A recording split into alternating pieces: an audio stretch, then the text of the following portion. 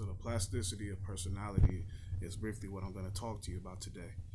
And the reason for this is because I find that if we understand the levels of consciousness that comprise who and what we are, it better determines how we move in life. It better determines our ability to maintain our health, to reduce agitation of our nervous system, and to better achieve our goals in life. So let's look at it this way. Because Aries, being the first sign of the zodiac, is about identity and also about forward motion, rapid forward motion, right? And it also governs anger and frustration. When we are identified with relative things and we are faced with a situation that does not conform with that relativity, the response is going to be anger and aggressiveness.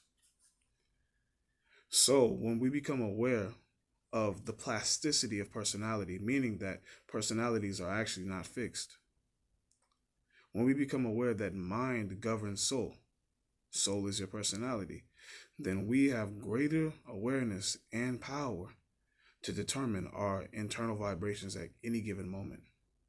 So you might find a person in a situation where they're constantly doing the same thing over and over and expecting a different result. Well, by definition, that's called insanity. But what that person is not considering is that they can change their approach to get a different response, either from another person or from themselves, right? But because many individuals are unwilling to alter their personality, because they believe their personality to be the truth, they suffer endlessly. Now, I wrote about it in an article called The Alchemical Paradox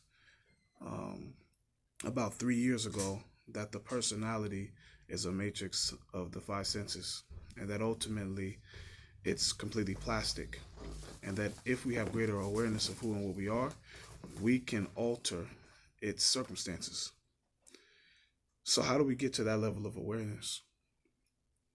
Well, meditation would be a good starting point, because then when we are in a situation when we're observing our personality, we would then have to ask, what is it that's observing?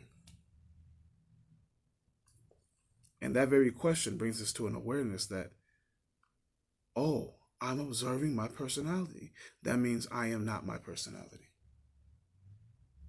So with that being said, if we can see that we can observe our personality, whenever we are faced with conflict, unnecessary conflict, because of the constitution of our personality, reason would inform us to make some adjustments.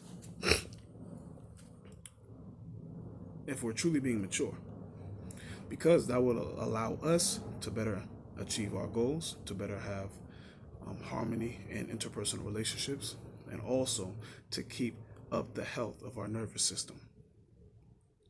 Okay? So in conclusion, if we can understand, as the Hermetic literature says in the Kabbalion, the all is mind and the universe is mental, then we can operate from the perspective that mind is truly who we ought to identify with.